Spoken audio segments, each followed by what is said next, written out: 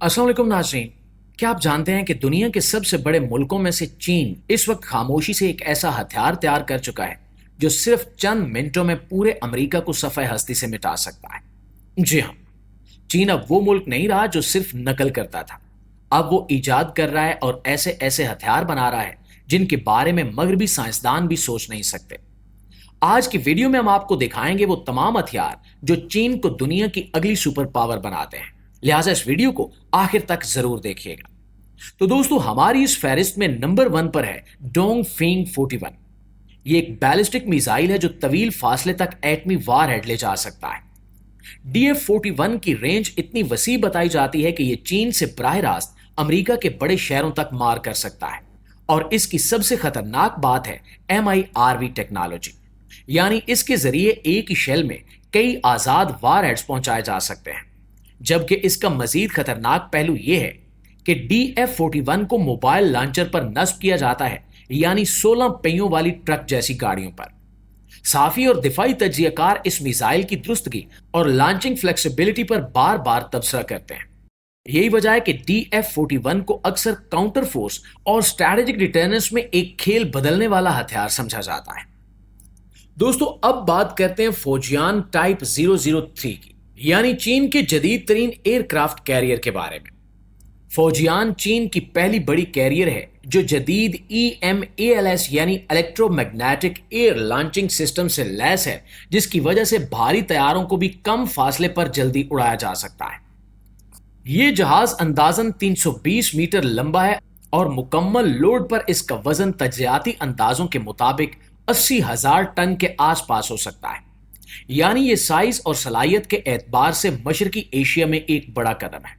और फौजियान आमतौर पर तकरीबन 80 या 90 त्यारे और ड्रोन्स ले जाने की सलाहियत रखता है, जबकि फौजियान न्यूक्लियर से चलने वाला जहाज नहीं बल्कि इसमें कन्वेंशनल या इलेक्ट्रिक प्रोपल्सन टेक्नोलॉजी इस्तेमाल होती है।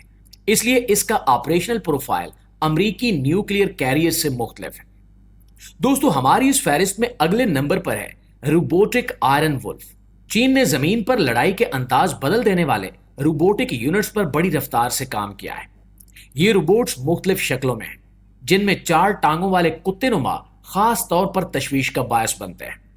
ये यूनिट सिर्फ निगरानी करने वाले ड्रोन या रिमोट कंट्रोल गाड़ियां नहीं, बल्कि इन्हें ऐसा बनाया जा रहा है जो मुश्किल रास्तों पर चढ़ सकें, सीढ़ियां चढ़ सकें, रुकावटें अबूर कर सकें और जरूरी आदाफ तक खुद पहुंच कर कार्रवाई कर सकें। ये रोबोट आम फौजी सिप्लाई या नकलो हमल तक महदूद नहीं रहते। इनके ऊपर खुदकार आतशी निजाम, गोला बारूद ले जाने वाले मॉड्यूल्स और सेंसर्स नस्ब किए जाते हैं, जिनसे वो दुश्मन की हरकत पहचान सकें। जदीद एल्गोरिदम्स और मशीन लर्निंग की मदद से ये रोबोट्स दुश्मन के नमूनों को सीखते हैं। ये खतरनाक हालात में खुद फैसले करने के काबिल हो जाते हैं और एक दूसरे के साथ हम आंगी से काम करते हैं। इसका मतलब है कि चंद रोबोट्स ग्रुप की शक्ल में एक साथ कार्रवाई करके बंदूकों से लैस इंसानी दस्तों के पीछे की लाइन बंद कर सकते हैं। मैदान जंग में ऐसे रोबोट्स के फायदे वाज़ेह हैं। सबसे पहला फायदा इंसानी जानों का तहफ़्फ़ुज़ है। खतरनाक इलाकों में इंसानी फौजियों की बजाय रोबोट भेजे जा सकते हैं। दूसरा फायदा मुस्तकिल मिजाजी या बर्दाश्त है। रोबोट्स थकते नहीं हैं, बारहा रिपीटेड ऑपरेशन अंजाम दे सकते हैं और खतरनाक ताबकारी या जहरीले माहौल में काम कर सकते हैं। तीसरा फायदा यह है कि ये तेज रफ्तारी से मालूमात जमा करके रियल टाइम डाटा फ्राहम करते हैं, जिससे कमांडर्स बेहतरीन फैसले कर सकते हैं। नाज़रीन ग्रामी, हमारी इस फहरिस्त में अगले नंबर पर है J-36 जंगी त्यारा। J-36 को आमतौर पर छठी नस्ल के एक आईडीए या मुमकिना त्यारे के तौर पर पेश किया जाता है। इसका मकसद रिवायती लड़ाका त्यारों से बहुत आगे जाना है, यानी ना सिर्फ दुश्मन के रेडार पर छुपना बल्कि खुद फैसला साजी, नेटवर्क में रहकर ड्रोन्स की क़यादत और जदीद सेंसर्स के जरिए पूरी फिजा पर कंट्रोल हासिल करना।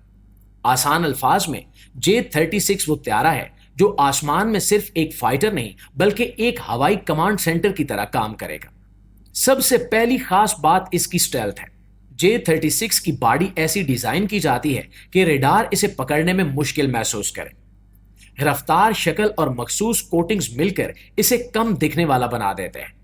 اس کا مطلب یہ ہے کہ جب یہ طیارہ دشمن کی فضائی حدود میں داخل ہوگا تو مخالف دفاعی نظام اسے پہلے مرحلے میں نہیں پکڑ پائے گا، جس سے پہلے حملہ کرنے کا موقع ملتا ہے۔ دوسری بڑی خصوصیت اے آئی کا استعمال ہے۔ J-36 صرف پائلٹ پر نہیں بلکہ جدید کمپیوٹر سسٹم سے لیس ہوگا جو جنگی حالت میں خود سفارشیں دے گا۔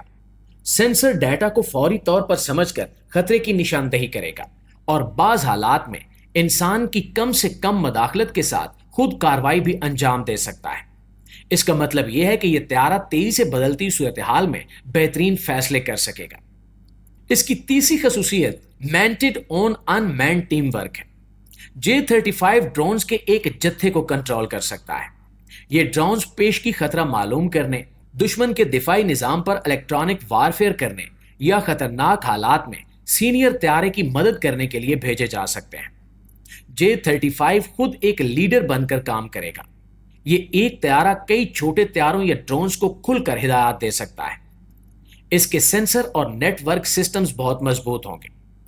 AESA radar, infrared search and track, stealth detection technologies اور ہائی سپیڈ ڈیٹا لنکس مل کر پائلٹ کو دنیا کا مکمل نقشہ دکھائیں گے۔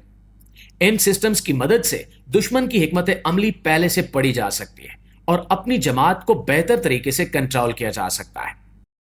دوستو، آخر میں بات کرتے ہیں ایٹمی آبدوز ٹائپ 094 کی، وہ خاموش مگر سب سے خطرناک عنصر جو بحر کیانوش میں پناہ لے کر کسی بھی وقت تباہ کن ضرر پہنچا سکتا ہے۔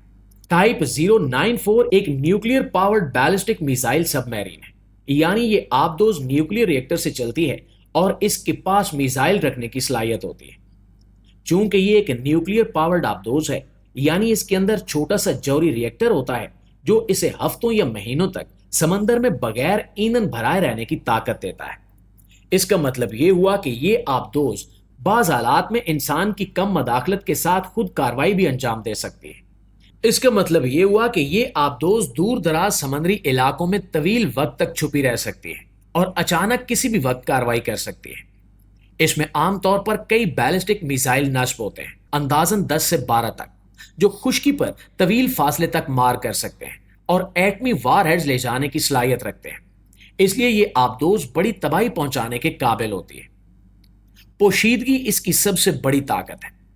اسے سونار اور دوسری تلاش کرنے والی ٹیکنالوجی سے بچنے کے لیے خاص طور پر ڈیزائن اور شور گھٹانے والی ٹیکنالوجی دی جاتی ہے، جس کی وجہ سے اسے پکڑنا مشکل ہو جاتا ہے۔ جب یہ آبدوز زیر آب خاموشی سے گھوم رہی ہو تو دشمن کو معلوم ہی نہیں ہوتا کہ وہ کہاں ہے یا اس کے پاس کتنے میزائل ہیں، اور یہی غیر یقینی پن دشمن کی منصوبہ بندی پر اثر انداز ہوتا ہے۔ مزید یہ کہ ٹائپ 094 کو دوسری جوابی صلاحیت کے لیے اہم سمجھا جاتا ہے۔ اگر کسی ملک پر پہلے حملے میں اس کے زمینی یا فضائی جوابی وسائل ختم بھی کر دیے جائیں تو زیر آب موجود آبدوز پھر بھی دور دراز اہداف پر ایٹمی جوابی وار کر سکتی ہے۔ اس طرح یہ ایک مضبوط دفاعی گارنٹی دیتی ہے۔ آبدوز کے اندر عملہ خصوصی تربیت یافتہ ہوتا ہے اور جدید نیویگیشن، سونار اور مواصلاتی نظام نصب ہوتے ہیں جو لمبے زیر آب مشنز کو ممکن بناتے ہیں۔ ساتھ ہی یہ آبدوز فوراً میزائل لانچ کے لیے تیار ہو سکتی ہے، اس لیے اس کے رد عمل کی صلاحیت تیز ہوتی ہے۔ جی تو پیارے دوستو، یہ تھی ہماری آج کی ویڈیو کے حوالے سے آپ کی رائے کیا کہتی ہے کمنٹ سیکشن میں ہمیں ضرور بتائیے گا۔ انشاءاللہ آپ سے ملاقات ہوتی ہے اگلی ویڈیو میں، تب تک اپنا ڈھیر سارا خیال رکھیے۔ اللہ نگہبان۔